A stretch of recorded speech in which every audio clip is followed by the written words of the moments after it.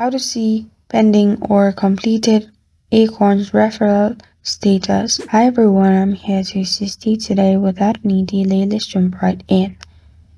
To see referrals status, what you need to do is, if you're using the app, on the home page, tap the icon next to your profile icon at the top right.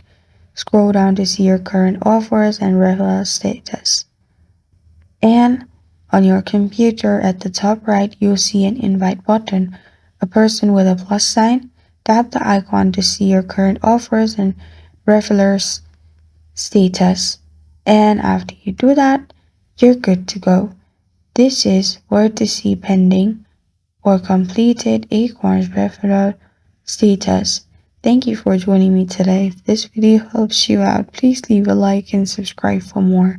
Got a question or want to suggest a topic? Comment below. Thank you for watching.